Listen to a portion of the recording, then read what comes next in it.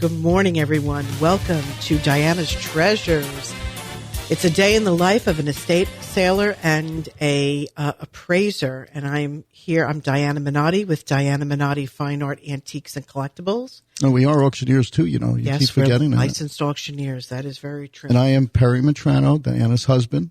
And you will find me at 15 Palm Harbor Village Way at Diana Minotti Fine Art Antiques and Collectibles. It's the shop. Diana refers to it as a gallery. We're right here in Palm Coast, Florida, 32137. When you're coming down 95, just punch in antique shops and you will find us at the very top of the Google list normally every time. It's 5,000 square feet of just absolute treasures. And we got a bunch of treasures today. Diana, tell us, what's the theme of the show today? Well, it's summertime. The theme, though, is really spans the entire year. It's the Italian Jubilee.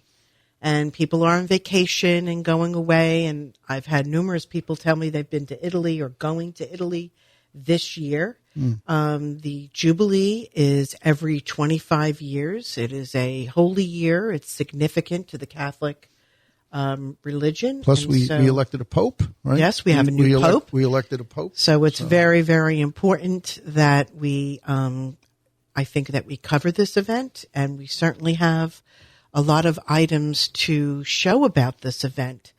You know, when we meet a client and I go to the house and they want me to look at their collections of things and what they want me to sell, there's usually, I could tell right away if they've been to Italy, and because they'll have certain souvenir pieces. And I think I just want to start with this scarf. This is very precious to me. I did buy it from an estate sale. I bought it from the client. I met her. She came to the gallery. She had stage 4 cancer, and she said, I want to meet with you, and I want to have everything pre-planned. I want you to come in and inventory and appraise all of my items. And when the time comes, my friend, here's her number. She's going to call you. And I would like you to take care of the estate. But in the meantime, I want to live with all of my treasures and be comfortable to the very end. So what is this? It's a little handmade glass bead, probably Murano glass, and it's attached to this beautiful silk scarf that she got in Italy. She was a teacher and had traveled there. And I knew this was like her most precious possession. She just loved this scarf and showed it to me, and so I just felt that I had to have it. And I do wear it, especially at Christmas time. It's burgundy and gold. It's very pretty. Oh, it's a lovely piece. It's very beautiful silk. Well, you know, we do have Murano glass. We're going to show today some of the pieces from the store. They're absolutely stunning. There's one piece. It's the last one I'm going to show you. It's on our eBay store. But let's look at the piece of artwork behind us. Mark, how's that look? Is that good? All right. So this here, you know, we've been to Italy before. We drove up and down the Amalfi Coast. And to me, this particular piece here is in the Bay of Naples, but it's on the Mount Vesuvius side. This is across the bay. And because this church is over there, that must be Mount Vesuvius to the right. And this church is at the bottom of the slope somewhere. And if you look all the way across, you'll see what looks like a bay with some ships over here. And that's probably Naples, but it's hard to say. It's you know, there's a lot of Well, you know, it's along the Amalfi, and definitely, yeah. And the cypress trees, I think, is the dead giveaway. You look at this and you know you're in Italy. You're in Italy, yeah. It's absolutely beautiful. And while we're on it, let's talk about this piece. This is my mother's piece. Yes. I thought you were going to be surprised that I brought it. Well, no, you know, when my mother passed away, this was one of her prized possessions. This is the La Pietà. La Pietà. This piece here is the Virgin Mary holding Christ as an adult. But it's a porcelain, right, on top of. Well, that's a mold. I mean, that's not porcelain. But I'm saying it is. But this was when you got it, you had it framed for me and you saved it and you gave it to me as a gift. And but this was always, as we walked into the foyer of my mom's home, and we have another one also similar to this. What is the other one? It's like a Venetian woman. Right. So my mother loved these. She always had these, and so as soon as you opened our door, this was what you saw. This was the piece that you saw. Is this also, Mark, you see it? Quintessential Italy, La Pietà. I mean, that is an iconic image. Found in the Uffizi in Florence is where it's featured. Correct. That's where we saw it. We saw it. Yeah, we kissed the feet. Right. It was just a tradition. Where would you like to go next on them? Where the travel to? While we're on the La Pietà, let's talk about the popes, because we elected a new pope, right? Us Catholics that we are, and this book is the Pope of Ages. Popes through the ages. It goes from the first pope all the way to John Paul II. So it's not a new book, but we bring the book for a variety of reasons. The gallery, we're not a bookstore, but the gallery, we like to select books that you're not going to find elsewhere. Where are you going to find this book? I don't know. I mean, it's like, we had a bookstore across the street from the gallery, and they closed during COVID. And unfortunately, the people that used to go there, they all started migrating across the street, and they'd come in and they go, do you have a book? Do you have a library? And I'm being like, well, we got some books in the back. And then that's when we revamped the library and really spent a lot of time and put, featured books. Well, there's art books and art history and architecture, museums, artist books. We do have a section of religious books. There are the traditional novels that are in leather, gold embossed, bound books, which are very desirable. They look beautiful, even if you're just going to stage with them. And then we have the antique books and vintage books. We have the vintage children's books. Remember that we just took in that nursery rhyme group? So I don't see a price on this. Is this from our house? Yes. Okay. All right, just checking in case anybody comes in and wants to know where the Pope. I guess you haven't read that book. No, but I didn't even know we had. But well, in case someone comes in and says, "Where's the Pope book?" and at least I know what to tell them. Well, but we do have. There is a section, at the library. That top. It's on the right side. We're hiding the popes up there. Is that what you're telling? No. I'm just saying there is a section of religious books. Why is this so heavy? And what is this? I know this is Jesus Christ, but okay. So that is I'm not saying Jesus Christ because it's heavy. I'm just saying it's Jesus Christ. Well, let me see how big the mosaics are. It's a mosaic piece. It's almost micro mosaic, where they're extremely, extremely tiny. Mosaics, as you know, they keep unearthing in Pompeii. The floors of early civilization, they would have mosaics. I wouldn't put it past today. that some of these are actually from... That is Italy. Yeah. It's stamped on the back. What does it say on the back? It's Italy. We have... Well, I can't read it. It's Italian, but it does say Mosaico. Yeah. So, no, it definitely is. And it has a number, on it, serial number. Yeah. But it is extremely heavy and very, very fragile. It's all cement. I mean, there it is right there. It's like piles. Well, that's how they did it. Wow. So a heavy piece. So. This other, it is hard to.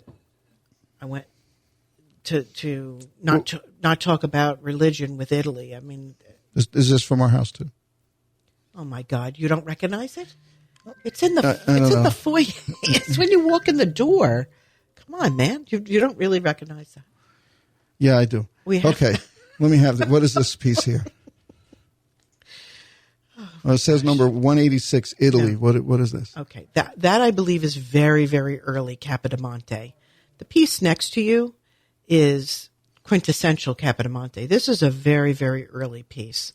It is the Virgin. She's in blue with the shroud, and it's surrounded by a wreath of fruits. Okay, for those that don't know what Capodimonte is, because when if you come from the Italian culture, and you go into... There's about 10 in your house. There's at least 10. If you go or to your grandmother's house. Oh, God. They had them. And if they didn't have them, your aunts had them. It was all Capodimonte. Everybody had Capodimonte, but they had different styles of Capodimonte. But what is Capodimonte? Where is it from? And what styles do they make? Because I noticed there's a glaze on some, and then there's a bisque on another. And bisque is when it's not glazed. Right? Well, it's only fired once. This is a high glaze. This is fired twice. And this is extremely old and very fragile. So let's just put that right there. So where's Capodimonte come from, and what is it? Is it a region? Is it a city, a town? Okay. So, well, what I wanted to get into is, can you show the other piece? All right. So this piece is huge. All right. So I'm going to put my headset down because no, you don't have to move anything. But this is really a big piece. But this is, when we say quintessential Capodimonte, if you go into an Italian home somewhere and they have pieces, they either have huge Capodimonte or they have tiny Capodimontes. Or they have a combination we have of a lot both. of the little the florals. Yes, little tinies even. And Let me take my headset. I think when because the Chinese are reproducing them too, but they don't have the artist's hand where you can actually, when you're looking at the flowers on the floral baskets, you can actually see fingerprints. This comes off, so I just want you to I'll know. take it off in a minute. Okay. How's that, Mark? All right. So tell us about this, and why is it glazed? And again, where is Capodimonte? Okay. Well, Italy overall. I mean, the foundry, and this I did not know. They started in Italy, and then it was taken and brought to Spain, and then brought back. So it has, but it is an Italian pottery through and through. And you'll recognize they either are figurative, such as these little naked peoples, but, They're always having, or some else type they're in the florals, nymph of some kind. with Yeah. flowers in a basket, flowers in a shoe, flowers in an urn, flowers in a wheelbarrow. But the glaze is so beautiful. I mean, it just shines. If it was a little cleaner, and from just being well, and dusted it also all. has like that little raw sienna, burnt umber base to it, and then they work up the greens and I mean, the would they figures. actually use this for? Is this a That's an urn. soup? It was an urn. It could be. You could. Really? Why not? Wow. So and you can see how fragile it is and what it looks like underneath. Okay. It's amazing stuff. Yeah. Amazing Just product. put that. Oh, sorry. All right, let me move this back over here. Okay. Now, why don't you show the floral basket? And that is probably what people are also. We've had this. We've had the cake stand recently. We sold that, and we've had the large floral baskets of large pieces. That's the last one we have at the moment. And you have to be careful with them. They are with the flowers. They are very, very sharp. So you do have to watch that you don't cut yourself on them. But if you look closely on some of the flowers, you will see How's that, Mark? fingerprints actually molding of the flowers. They're all hand done. So it's So this is bisque. So explain what the term. so that's bisque only is. been fired once. It doesn't have the high glaze second firing of the porcelain. And bisque is a process used by any and all porcelain makers, like whether it's German or French, Yeah. right? Mm-hmm. So, Mm-hmm. and these flowers are so delicate.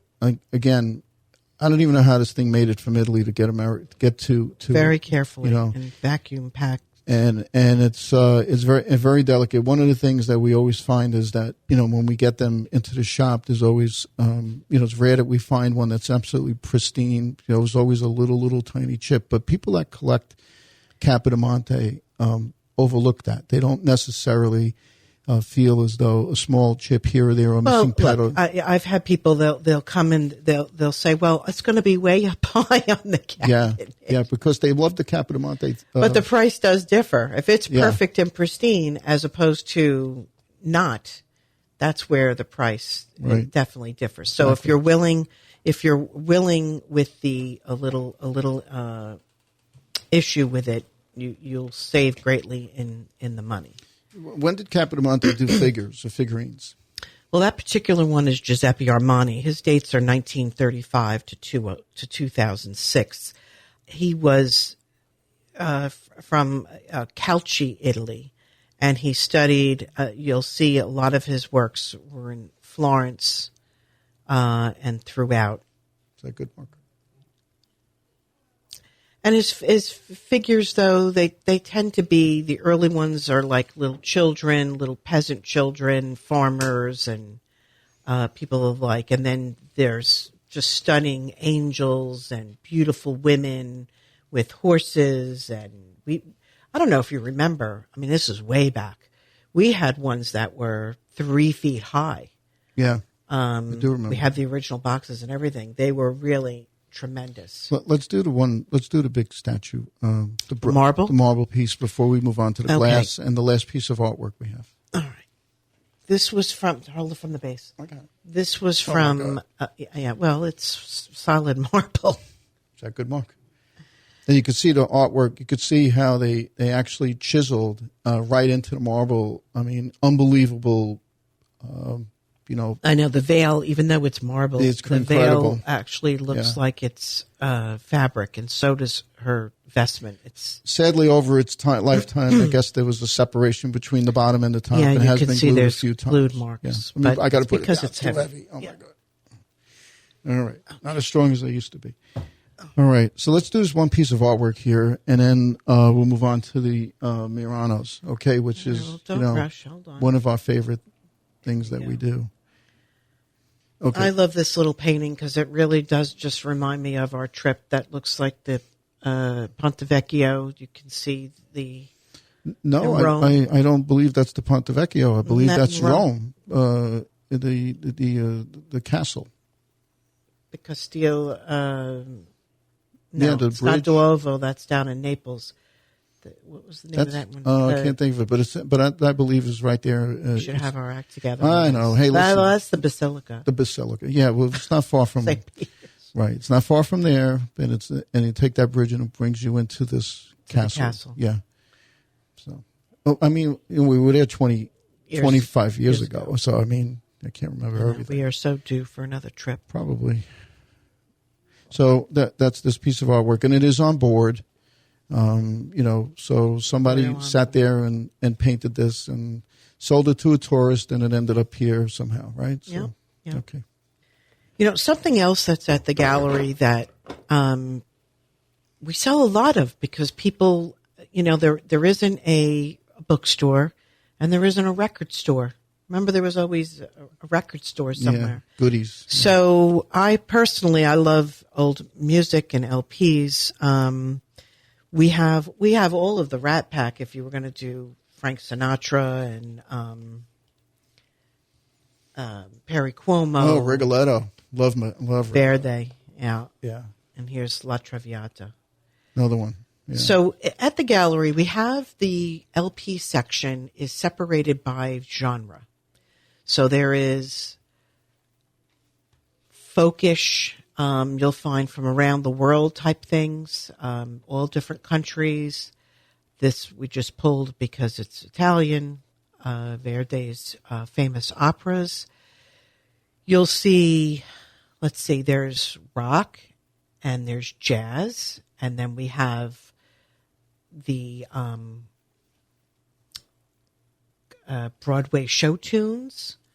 We have operas. I mean, we have them a little all. bit of everything. It's all separated out. I'd say we've got to have 1,000 records. We probably do, and it does get picked through pretty quick. I mean, there's a lot of people that stop in their. I brought this one for you because your mother used to play the accordion. Well, I love my mother, but I think she used to think she played the accordion. So we do have her accordion, and it's still in the box, and it looks as new as it ever was. Yeah. And she also used to like polkas. So I don't know. We have that at the gallery too. She was practicing to be a polka, So if you're looking for obscure music, especially vintage, the gallery we have quite Mario Lanza. That's my favorite. Well, Mario Lanza was a very famous Italian-American actor. He came to America, really started acting here. And Mario Lanza is the was typical. it 50s or into the 60s? Definitely 50s and 60s. But in the 60s, he was a very handsome, Debonair. oh my God, and all the women loved him, and they loved him. He was a handsome guy. I mean, that's the way he was. He was typical of Italian, beautiful skin. He was gorgeous. He was a handsome guy. So we try to play. We have our Alexa at the gallery, and we try to play different music all the time and just stimulate the senses. So when you come in, not only there are books and there's LPs. There's an occasional 8-track. We do keep travel books. It's always nice to have different people who've been on trips. Will have That's their a travel Venice, books. That was a Venice book, and this is one for Italy overall. Yeah, which kind of gives you a lot of insight on food and stuff like that as well. And we're going to do that in a minute. I got another book that I have. But, these are older books. Believe it or not, probably may or may not be as up to date as an app may be. But, there is still. We also have a lot of price guides, which obviously the prices are not up to date. But, everybody's like, what do you need a book for? Well, sometimes on the internet, you need to know that if you have that image, sometimes it's easier to find in a book with all the information. And then you can go online and do further research. But I love a good book. I mean, I've never cooked from this book. I don't know who this chef is. But. We have a lot of cookbooks at the gallery too. People tend to, especially if they're vintage and old, we have quite a bit. And then we have those 1970s like Better Homes and Gardens. Yeah, Betty Crocker. But who put these tabs? Is this me? Oh, that was you trying to cook something? Did you catch that? Trying to cook something. Okay. And then this is a very modern. I can't surpass Perry's cooking. I mean, it's obvious. We go out to eat. Sometimes it's a disappointment. I know that you cook better. Listen, but I don't want to say anything. But this is Katie Paula. Discovered her on the Recipe Channel. She has a show that comes on, and she is a tour guide and a cook chef. She's a chef too, but she brings you through the alleyways of Rome to the neighborhoods where you go and eat dishes that, like if you came from Brooklyn or you were from Cincinnati or from some. Yeah, it's city. not American Italian. It's truly Italian. This is. She makes things I've never seen. And I highly before. recommend that if you want to learn how to cook some of the stuff that she puts in here. These are very simple dishes. They don't take a lot to cook. To make, she's an American who has, since her early ages, like when she was 18, wanted to move to Italy to engulf into the culture. And she developed this. She's written several books. This is one of them. This was my first book I bought from her. And one of my favorite recipes is basically, carbonara. I mean, it's a simple thing to cook. It's nothing. It's so it's so simple. But it's hard to do. Yeah, no, I've attempted it.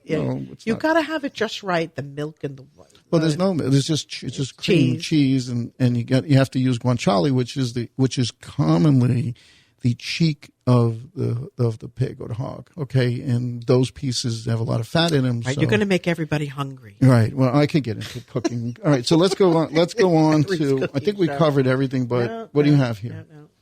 I just wanted to show one of my favorites, and we have a lot of these at the gallery. This is my personal collection. When I pulled it out today, because they're in different drawers, because I have my jewelry by color. So they were all in different drawers. But these are Italian enamel. They're mid-century, and they're flowers. I absolutely love these. I try to wear one, maybe not every day, but I do try to wear them. So mid-century, we're talking what, 1950s, 60s? 50s, 60s, definitely. So that's the peony. I like this one. This is pretty. Yeah. Looks like a big peony flower. This is for Christmas. Watch yourself over here. This is a poinsettia. That's a great summer pin.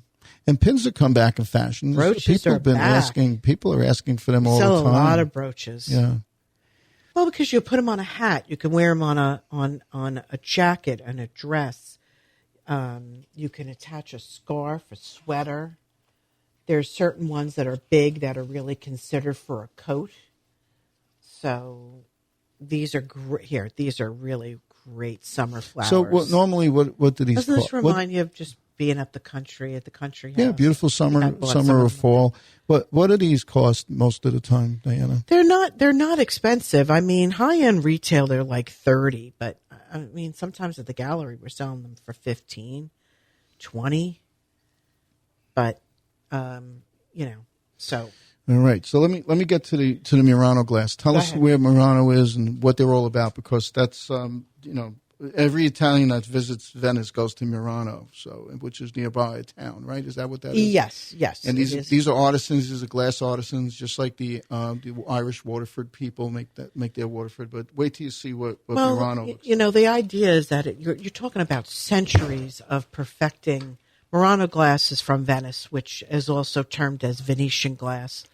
That's beautiful, and it could be. I mean, I don't know if I would put anything in it, but it was probably supposed to be a console bowl you would put on the center of the table. You could put fruit and nuts in it. That's the swan shape, and it comes in many colors. You'll see the Murano glass. I mean, it comes in everything. But how they actually did this piece is amazing. Well, they're hand blown. I know, and the nub is down here in the bottom, which was the pontil. Yeah. And this is in the shop. It's $120. It's a beautiful piece, and it's a great gift for somebody. I would make it more than that. Well, that's what you have. That was that's our deal. Caught me on a day, because I think that is absolutely stunning. And green is so in. That is the color of 2025. Is all shades of green. Okay, this is a handmade Murano piece as well, and it has the Murano tag on it. We have this on our eBay store, as far as I could see. Yeah. This is selling for, I don't even want to say how reasonably priced that is. All right, then we'll change. No, I mean I think if you bought that in Murano, you'd pay probably $200 for that piece. I guess we should dust it a little bit too. Well, but you get the dust from the shop for free. Yeah. And the last piece is the biggest piece. Then we got to close up. We got to close up business here for the day. Okay. So this piece is so magnificent that I saved it for the last. And when I show it to you, you can be like, "Holy cow! How did they make it?"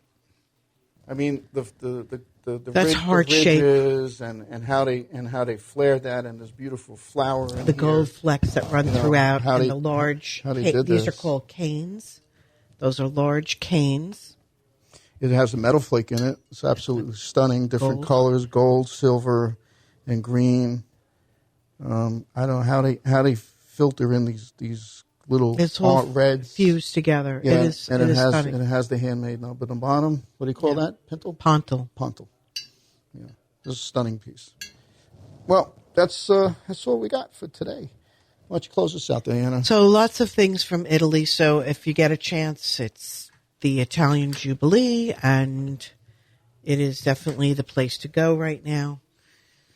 Although I hear it's quite crowded, but August is the busy time. If you want to go to Italy anytime after September. We went in September. Is really, it lightened up. To cool down. I don't know why. I mean, I think that's the time you'd want to go. It was absolutely, the weather was... Well, the kids go back to school, so... Well, maybe so, even in Italy. All right, so to wrap things up, the estate sale we're currently working on is Room with a View. And I'll have to say it's $1 million view. It's absolutely stunning. Large home on the canal with a pool, and the views from every room are spectacular. And throughout the house is some really nice. There's Bernhardt, a bar buffet. There's a king bedroom set that has an old world look. Mahogany, vintage queen full set in the guest room. And then a very light oak or ash set in the guest room in a queen size. So we can fulfill queen, king, and full. The gallery we're still celebrating good old 4th of July and being patriotic. So there is quite a bit there to see. Lamps, rugs, chandeliers, china, crystal, porcelain, copper, silver plate, you name it.